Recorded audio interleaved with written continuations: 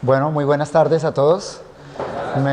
Me presento inicialmente, mi nombre es Javier Martínez, pastor de la Iglesia Bíblica Misionera La Gracia. Actualmente me encuentro en la ciudad de Armenia, vivo allá hace 3 meses con mi familia, estamos comenzando la tarea de plantar una iglesia en ese lugar. Y pues agradezco mucho la invitación del seminario para dictar durante esta semana el curso de hermenéutica bíblica.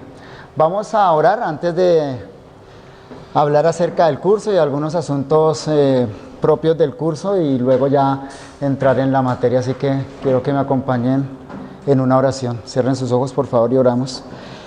Nuestro Dios y Padre Celestial, estamos ante tu presencia, reconociendo que tú eres Dios, Señor, y que nosotros somos tu pueblo, reconociendo, Señor, que tú nos has hablado a través de las Santas Escrituras, Señor, y que necesitamos de ti, Señor, de tu palabra, de tu conocimiento, de tu revelación, Señor, para conducir nuestras vidas de una manera que glorifiquemos y honremos tu nombre, Señor.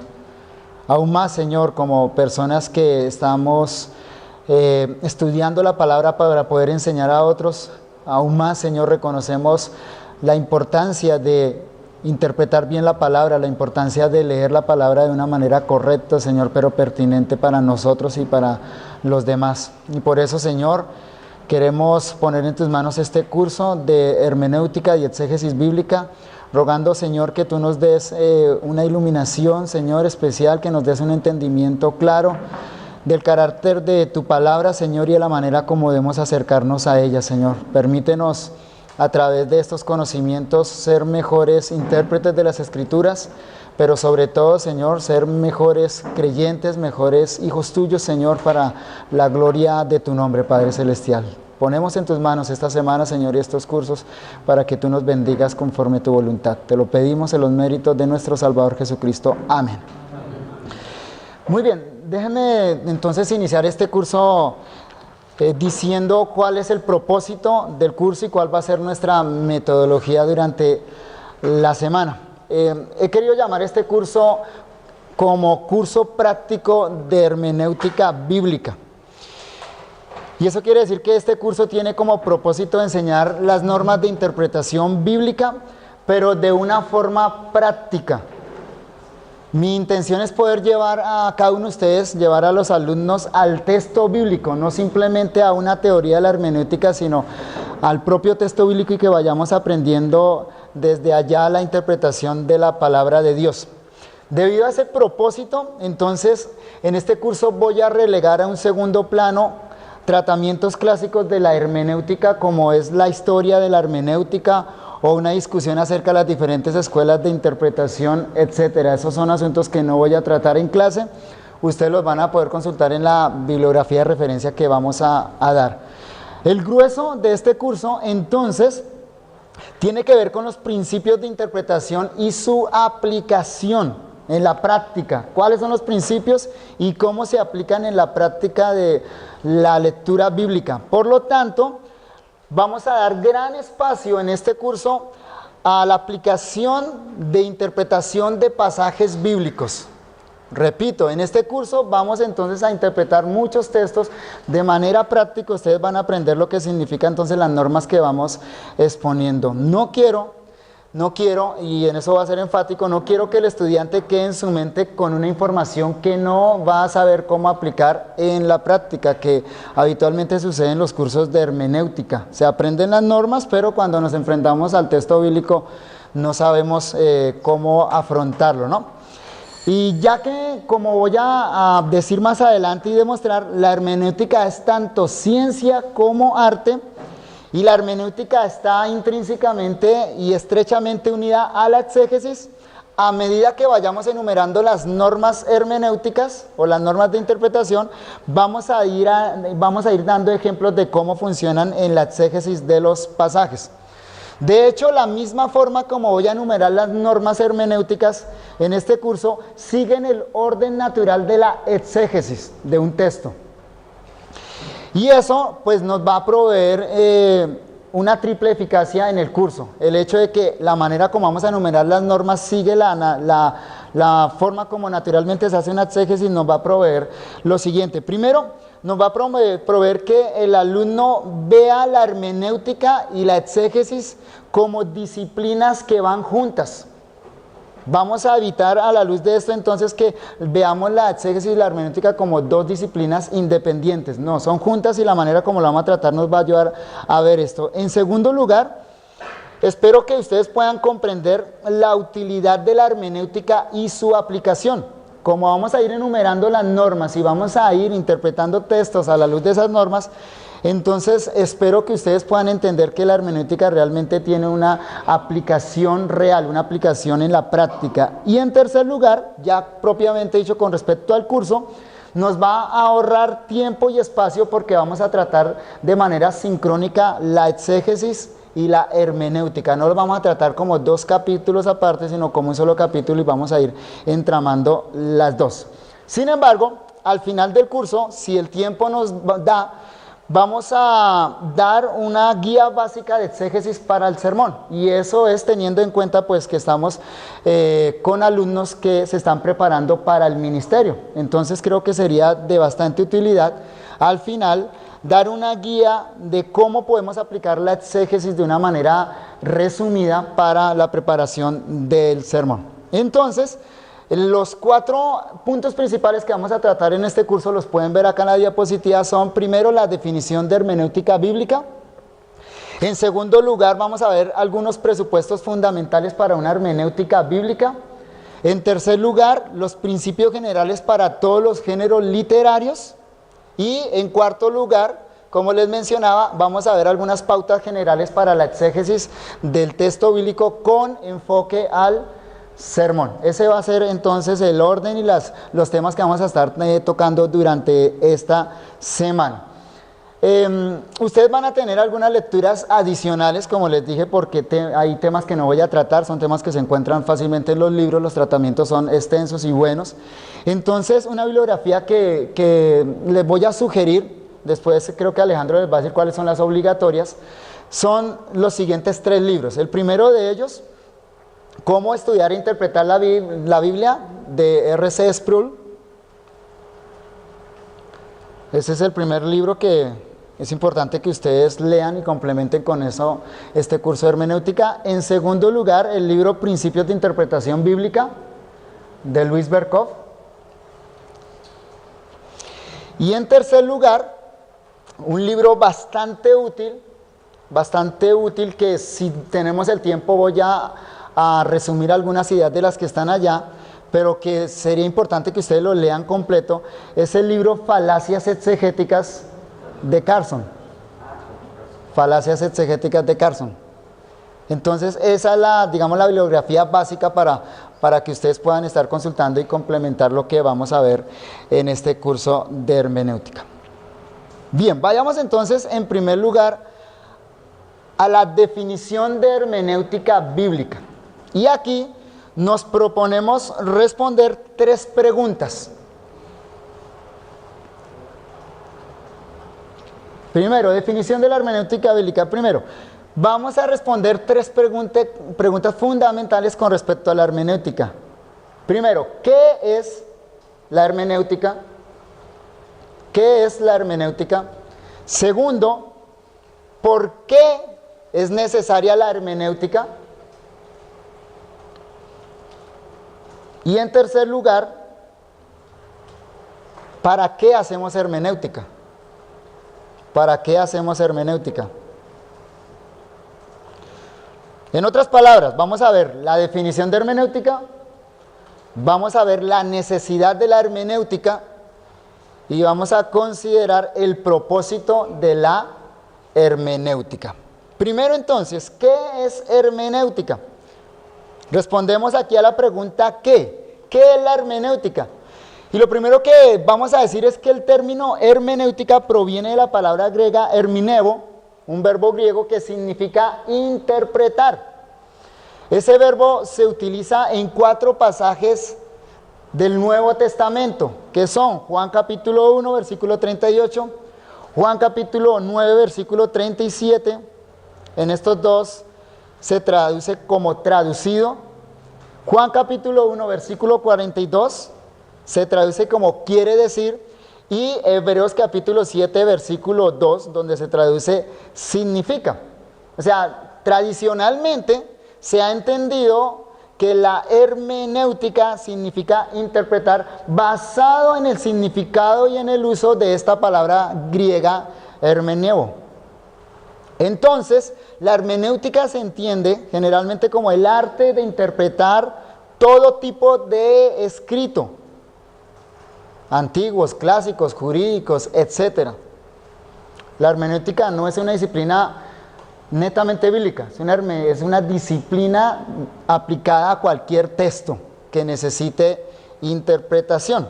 Ahora, ya que en nuestro campo es la Biblia, al término hermenéutica le colocamos el apellido bíblica, y eso quiere decir que el campo específico al cual nosotros vamos a aplicar la hermenéutica es a la interpretación bíblica. Por lo tanto, la hermenéutica bíblica es el arte de interpretación de la Biblia. Repito, la hermenéutica bíblica es el arte de la interpretación de la Biblia.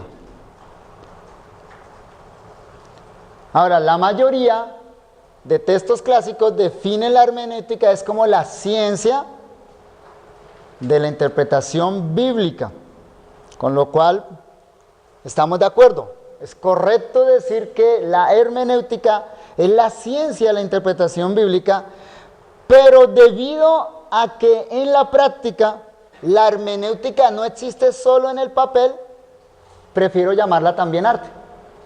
La hermenéutica es ciencia y arte. Ciencia porque requiere conocimientos y arte porque se practica. Toda lectura de la Biblia es interpretativa. Siempre que usted lee la Biblia, siempre que cualquier persona lea la Biblia, está leyendo, interpretando. Y eso es una idea que quiero que quede muy grabada en nuestras mentes. Toda lectura de la Biblia es interpretativa, por lo tanto, la hermenéutica bíblica comprende tanto el conocimiento de las reglas para interpretar la Biblia y la manera correcta de usar esas reglas en la práctica. Es decir, la hermenéutica nunca se queda solo en conocimientos, siempre se está aplicando hermenéutica. En otras palabras, siempre estamos haciendo interpretación bíblica. A veces pensamos que aplicamos hermenéutica solo cuando estamos estudiando para el sermón o cuando estamos haciendo exégesis, pero cuando usted simplemente abre la Biblia para leerla, usted a la vez que la está leyendo, la está interpretando. Y eso es lo que entonces quiero afirmar en este punto, ¿no? Ahora, si queremos aprender en realidad qué significa hermenéutica, pues a quien debemos acudir realmente es a nuestro propio Señor Jesucristo. Él es la palabra de Dios encarnada, y de acuerdo a Juan capítulo 1 versículo 18, Jesucristo vino con el propósito de explicarnos al Padre, darnos a conocer al Padre.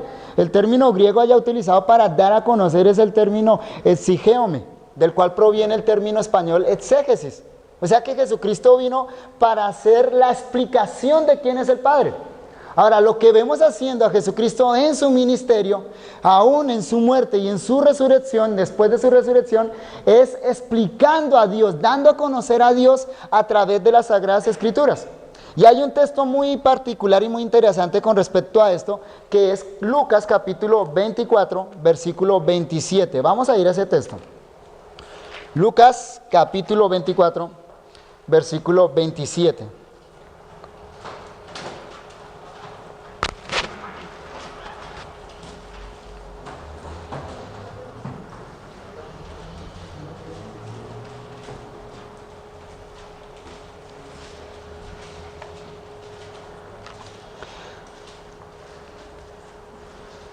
Dice así el texto: y fueron algunos, el 27, dice, y comenzando desde Moisés y siguiendo por todos los profetas, les declaraba en todas las escrituras lo que de él decían. Conocemos el relato, es Jesús hablando con los discípulos camino a Emaús.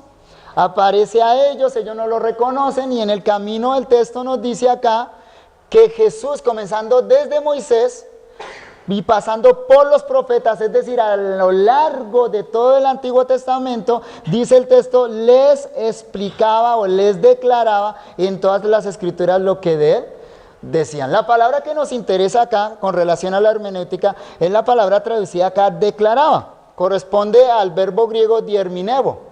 Ese es el término griego que aparece allá en ese pasaje de Lucas, dierminevo.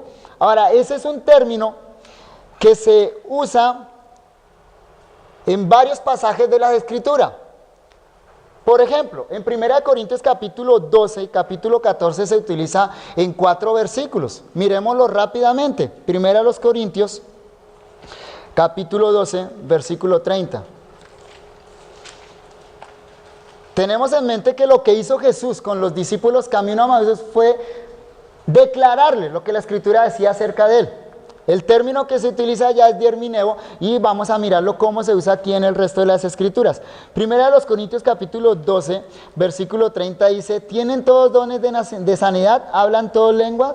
¿Interpretan todos? La palabra en cuestión acá, el mismo vocablo griego, el mismo verbo, acá se traduce como ¿interpretan todos? ¿Se nota el significado acá aplicado al uso del don de lenguas en ese contexto? Si alguien hablaba en lenguas, otro tenía que interpretar lo que esa persona estaba diciendo. Capítulo 14, ahí mismo en Corintios, el versículo 5. Así que quisiera que todos vosotros hablaseis en lenguas, pero más que profeticéis, porque mayor es el que profetiza que el que habla en lenguas, a no ser que las interprete para que la iglesia reciba edificación. De nuevo la misma palabra y acá otra vez con el mismo significado. Interpretar, es decir, tomar ese mensaje que alguien daba a través del don de lenguas e interpretarlo, darlo a conocer al resto de las personas que estaban allí en la congregación. Algo similar encontramos en el versículo 13, ahí mismo en el capítulo 14. Por lo cual, el que habla en lengua extraña pida en oración poder interpretarla. En todos estos versículos que estamos viendo es la necesidad de comprensión, la necesidad de entendimiento de un mensaje que inicialmente no era tan claro. Y el versículo 27, también ahí en el capítulo 14, dice, si habla alguno en lengua extraña, sea esto por 2 o los más 3 y por turno, y uno interprete. Siempre en Corintios, ese término dierminevo significa entonces interpretar asociado al ejercicio de las lenguas. Ahora, es importante saber que ese ejercicio de interpretar las lenguas e incluso interpretar la profecía implicaba el uso de la razón, el ejercicio intelectual para poner un mensaje que inicialmente no está claro, luego ponerlo de una manera que sea entendible para los demás. La otra parte donde ocurre este término griego es Hechos capítulo 9, versículo 36.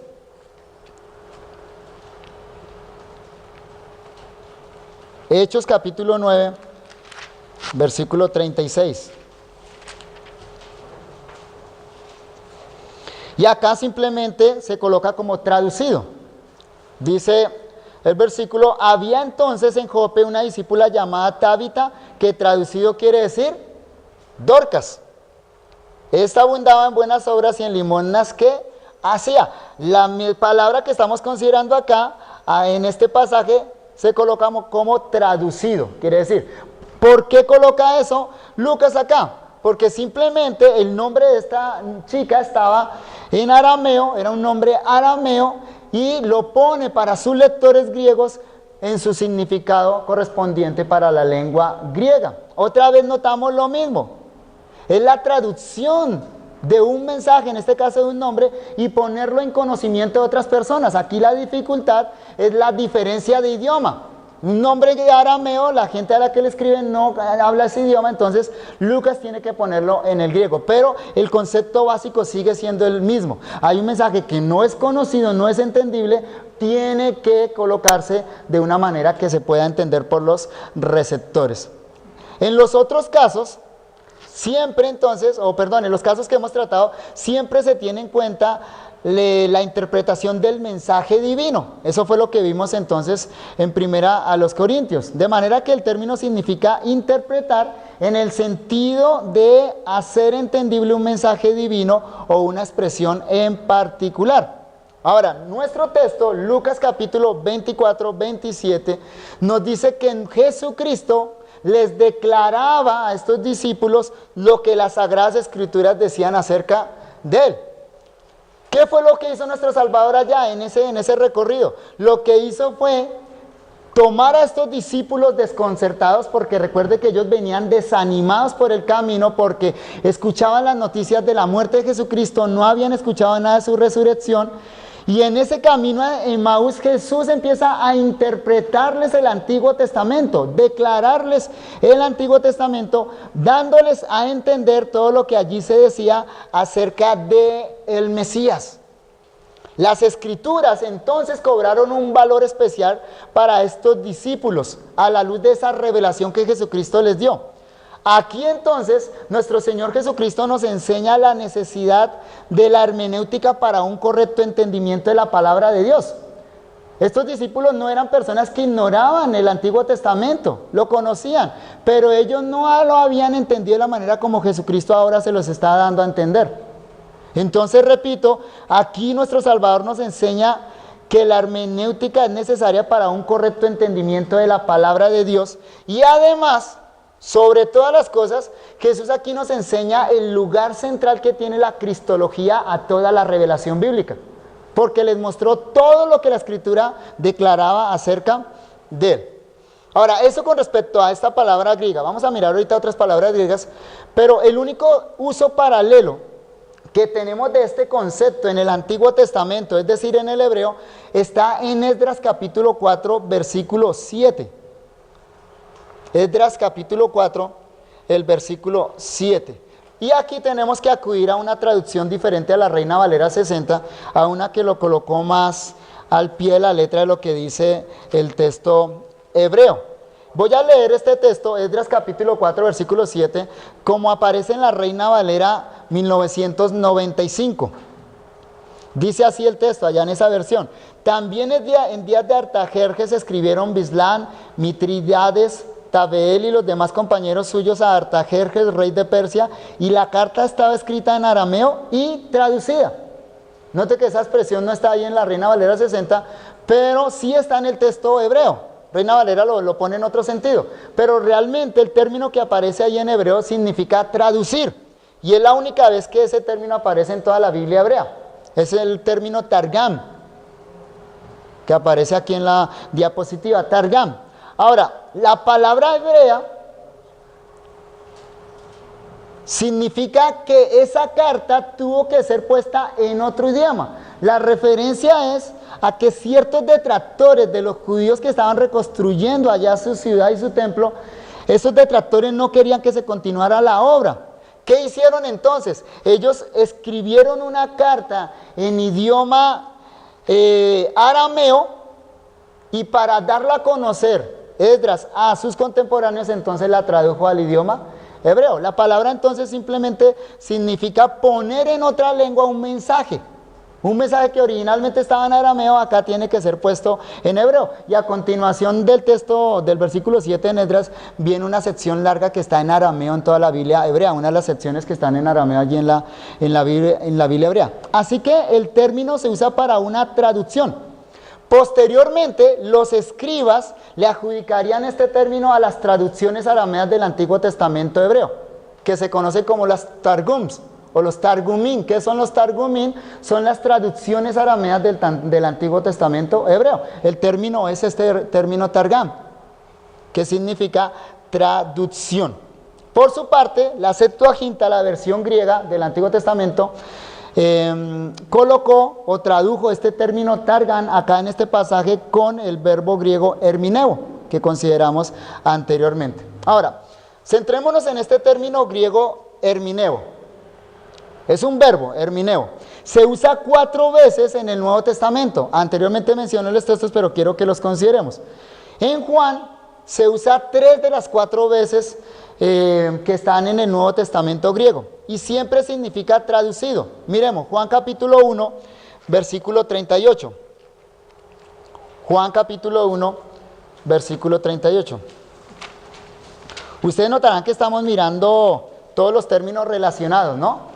O sea, hay varios términos ahí y el término central es este, hermineo, el verbo. Pero a raíz de este término se forman otros términos que estamos considerando. Toda esa familia de términos nos dan una idea de lo que significa entonces hermenéutica. Con respecto a hermineo, entonces leamos Juan capítulo 1, versículo 38. Dice, y volviéndose Jesús y viendo que le seguían, le dijo, ¿qué buscáis? Ellos le dijeron, Rabí, que traducido es, maestro, ¿dónde moras? Aquí la palabra hermineo se coloca como traducido. Traducido es. Y la referencia simplemente es a que aparece un término ahí expresado en idioma arameo, rabí, que literalmente en el arameo significa mi maestro o mi grande, literalmente. Y entonces el escritor bíblico nos proporciona su significado en el griego. Traduce ese término rabí y lo pone como didáscalos en griego. Aquí en nuestra versión entonces aparece como maestro.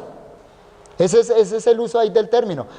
Juan capítulo 1, versículo 42, vamos a ver básicamente lo mismo, versículo 42, y le trajo a Jesús, y mirándole Jesús dijo, tú eres Simón, hijo de Jonás, tú serás llamado Cefas, que quiere decir Pedro. Otra vez vemos que es la traducción de un término arameo, Cefas, colocado en su significado griego, Petros. Aquí entonces lo colocan con el nombre Pedro. Capítulo 9, versículo 7 de Juan también. Capítulo 9, versículo 7.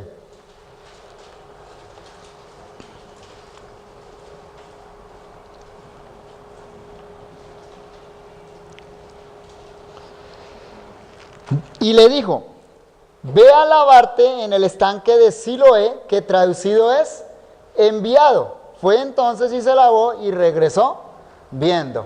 Otra vez notamos que ahí simplemente la palabra indica la necesidad de traducir un término que está aquí en hebreo, Siloé, y lo pone en su correspondiente significado griego, enviado. En estos 3 casos, el uso de la palabra hermeneo es paralelo al uso de la palabra hebrea targum, es traducir algo que está en un idioma que los receptores ya no conocen y que entonces necesita traducción para que se pueda comprender. Pero el cuarto uso es el que más nos interesa. Este uso es especial y me refiero al uso del verbo hermineo en Hebreos capítulo 7, versículo 2. Hebreos capítulo 7, el versículo 2.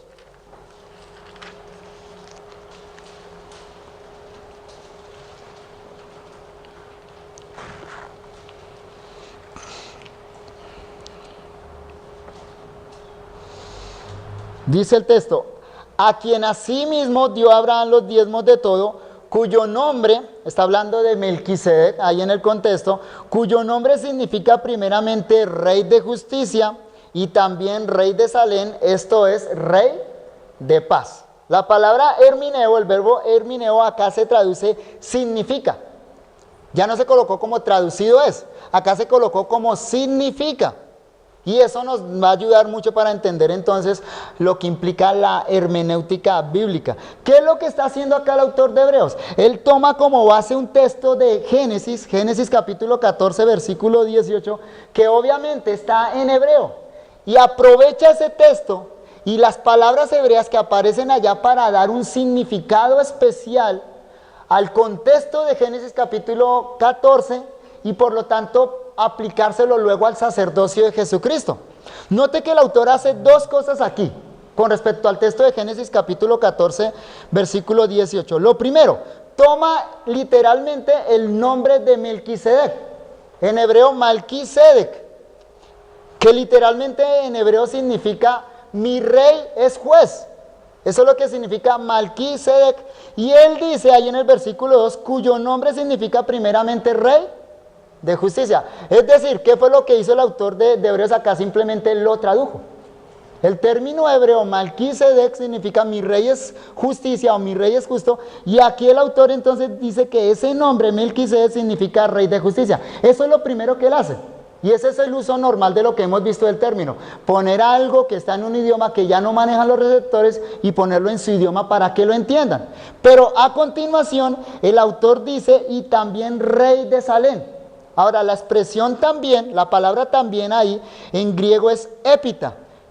Ese adverbio griego significa después, da un orden de secuencia. Por lo tanto, podríamos entenderlo acá, que lo que está diciendo el autor es, mire, ese nombre primero significa rey de justicia, pero además significa esto. Eso quiere decir que en la segunda parte del versículo, el autor de Hebreos va a sacar una conclusión del significado del nombre. Nos va a dar una interpretación teológica de ese nombre. Aprovecha el texto de Hebreos que dice que Melquisedec era rey de Salem. Ahora, primero lo que hace es citar literalmente entonces lo que significa, translitera la expresión hebrea, colocar rey de Salem. Salem es una palabra hebrea, Shalom, utiliza el término hebreo, no lo traduce, lo trae literalmente así, lo pone tal como suena, Salem. Y después nos dice que rey de Salem, esto es, o sea, que significa rey de paz. La relación que él hace acá en este versículo es dos nombres hebreos con su traducción griega, pero nos dice que el segundo explica el primero. En otras palabras, Melquisedec significa rey de justicia. Salem significa paz, entonces Melquisedec es rey de paz. Y lo que él dice es que rey de justicia debe ser entendido como rey de paz. O sea, él está haciendo una hermenéutica allá del texto, aprovechando todos esos significados hebreos. Y a continuación, a partir de eso, nos empieza a explicar por qué el sacerdocio de Jesucristo es superior al sacerdocio de Aarón. Y todo eso lo basa en el hecho de esos significados hebreos y cómo se pueden traducir. Pero entonces lo que notamos acá es que el autor de Hebreos no solo nos está dando significados o traducciones, sino que además nos provee una interpretación teológica de lo que eso implicó, de lo que esos nombres implicaron allá en Génesis y cómo se aplican a nuestro Señor Jesucristo. En otras palabras, de acuerdo al uso de todos estos términos que hemos mirado, aprendemos que interpretar es explicar un texto bíblico. Eso es lo que vemos ahí. Ahora, esto es muy básico y fundamental, pero generalmente esto se le aplica a la exégesis. O sea, si generalmente preguntamos qué es hermenéutica, se nos va a decir hermenéutica son las normas de interpretación. Y si preguntamos qué es exégesis, se nos va a decir exégesis es explicar un texto, es estudiar un texto. Pero lo que estamos viendo acá en la propia Biblia es que el propio ejercicio de hacer de hacer hermenéutica, es explicar el texto.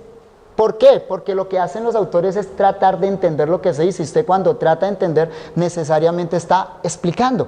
Eso es lo que encontramos allá. Ahora, hay otras palabras también relacionadas a hermeneo que vale la pena considerar, aunque brevemente. Y esas palabras básicamente van a tener el sentido de traducir. Por ejemplo, tenemos este verbo griego, meterminevo. Note que es un compuesto, está herminevo con una preposición al principio. Las preposiciones casi siempre lo que hacen es reforzar el significado de un término en el idioma griego. Este verbo griego se utiliza en los textos que están relacionados allí. Mateo capítulo 1 versículo 23, Marcos capítulo 5 versículo 41, Marcos 15, 22 y 34, Juan capítulo 1 versículo 41, Hechos capítulo 4 versículo 36 y Hechos capítulo 13 versículo 8. Siempre se coloca como traducir o traducido. Y siempre ese término presupone a personas que ya no hablaban el hebreo bíblico y que por lo tanto necesitaban alguna explicación de un término hebreo o arameo. Siempre presupone eso. Otro término es el término diermineftis. Noten también que es un compuesto, solo que este ya no es compuesto con el verbo, sino con el sustantivo. Diermineftis, en 1 Corintios capítulo 28, es el intérprete. Vayamos a ese texto. 1 Corintios capítulo 14, versículo 28.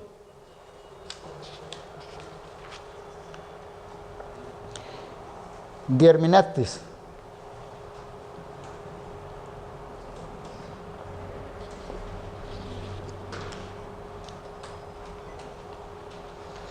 1 Corintios 14, 28 dice, y si no hay intérprete, calle en la iglesia y hable para sí mismo y para Dios. El versículo anterior dice, si alguno habla en lengua extraña, sea esto por dos o los más tres, y por turno y uno interpreta. Ahí está el verbo, ¿no? Ahora, noten que la palabra en el versículo 28 es aplicada a una persona. Dice, y si no hay intérprete, calle en la iglesia. O sea, era necesario que hubiera un hermeneuta en la iglesia. Allá, en ese contexto específico, tenía que haber un hermeneuta. ¿Cuál era la labor de ese hermeneuta en la iglesia de Corinto? La labor de él era tomar el mensaje que se daba en profecía o el mensaje que se daba a través de don de lenguas y explicarlo a los demás. Eso quiere decir que evidentemente acá la palabra no significa simplemente traducir. Significa interpretar. Significa dar a entender lo que ese mensaje significaba. Y entonces eso es fundamental para nuestro contexto de la hermenéutica, porque entonces nos indica que el ejercicio de hermenéutica implica tomar un mensaje y ponerlo de una manera que los otros lo entiendan. Eso era lo que sucedía con el don de lenguas allá. Y por eso Pablo dice, si no hay intérprete, mejor calle, porque si no había intérprete, entonces no entendían. El intérprete entonces tomaba ese mensaje y lo ponía de una manera que fuera un mensaje importante, relevante y entendible para la gente que estaba allí. Y finalmente tenemos el término discerminetevos, que aparece en Hebreos capítulo 5, versículo 11. Y ese texto tenemos que considerarlo también. Hebreos capítulo 5, versículo 11. A Hebreos le gusta mucho interpretar el Antiguo Testamento y por eso esos términos aparecen allá. Dice Hebreos capítulo 5, versículo 11, acerca de esto, sigue con el tema Melquisedec, acerca de esto, tenemos mucho que decir y difícil de explicar. Ese es el término acá. El término griego discerminetevos es este que acá entonces se traduce como difícil de explicar. No, este es un solo término en griego, acá en español tocó colocarlo en 3 palabras. El término griego significa difícil de explicar. Por cuantos habéis hecho tardos para oír. Ahora, el autor de Hebreos sigue refiriéndose a la interpretación de la historia de Melquisedec aplicada a Jesucristo. Y en este punto de su explicación él dice, hemos llegado a un punto donde esto es difícil de explicar. ¿Por qué razón? Bueno, él da la razón y dice porque ustedes se han vuelto tardos para oír.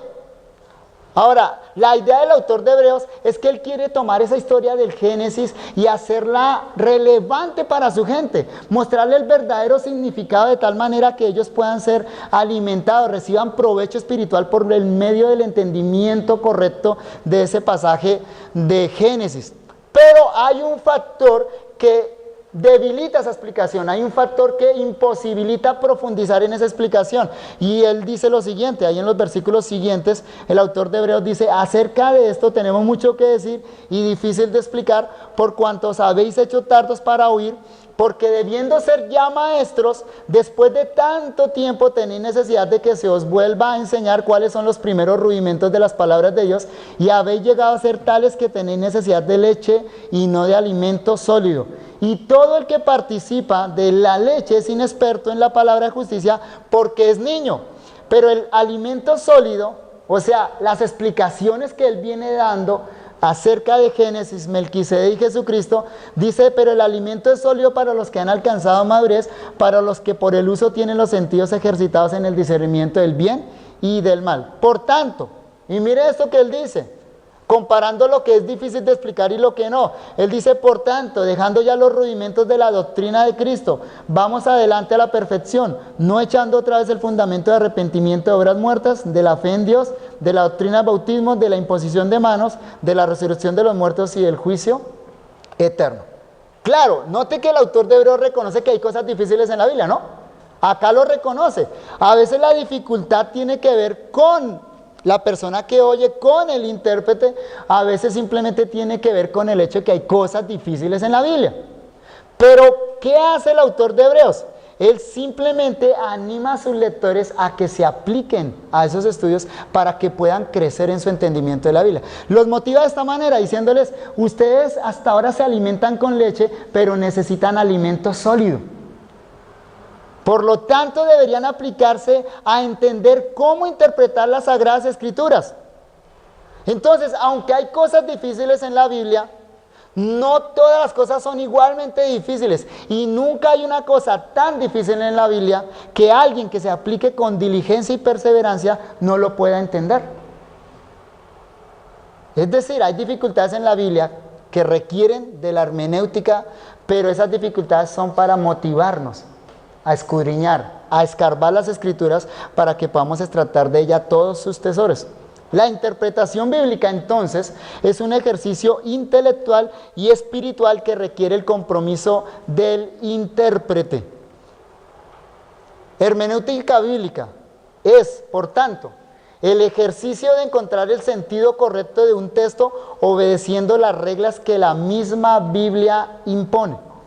Repito, hermenéutica bíblica es, por tanto, teniendo en consideración el análisis de los términos que hemos hecho, del uso en la propia Biblia, hermenéutica bíblica es, por tanto, el ejercicio de encontrar el sentido correcto de un texto, obedeciendo las reglas que la misma Biblia impone.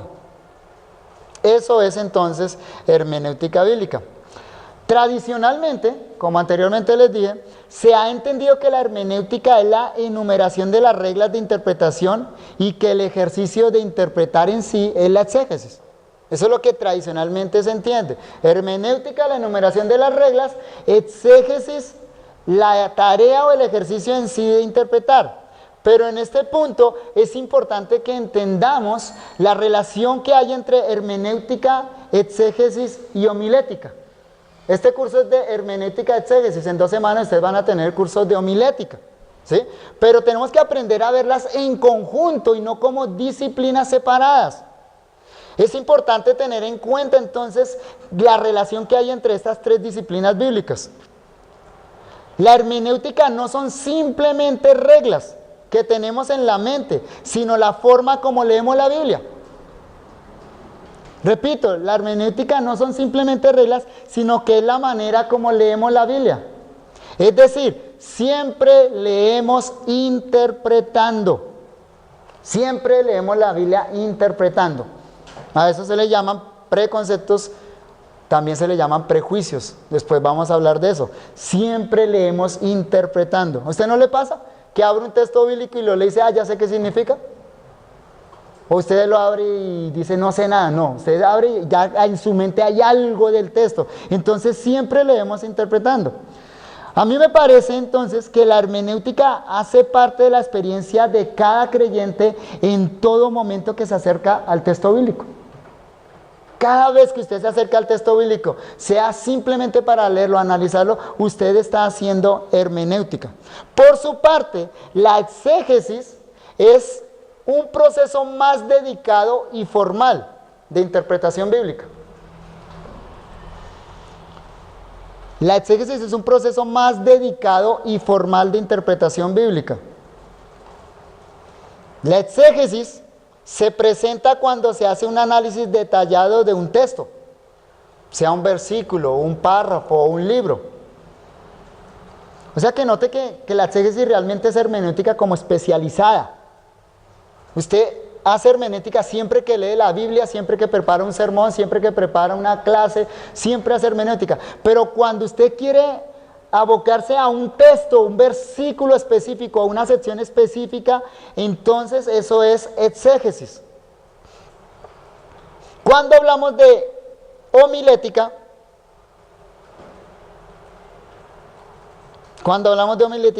nos referimos al ejercicio propio de la predicación. Homilética es el arte de la predicación. Pero eso quiere decir que, en palabras sencillas, homilética es tomar la exégesis de un texto que se hizo con base en las normas hermenéuticas y llevarla al púlpito de una manera sencilla y pertinente para el pueblo de Dios. ¿Sí lo nota la relación? sea, al final de todo esto es la predicación, pero para que haya una predicación bíblica, usted tuvo que hacer exégesis del texto, interpretando el texto. La homilética dicta las normas para que podamos comunicar efectivamente la palabra de Dios. Pero por supuesto, la homilética depende de la exégesis. Y la exégesis depende de la hermenéutica. Vamos a hacer una pausa aquí.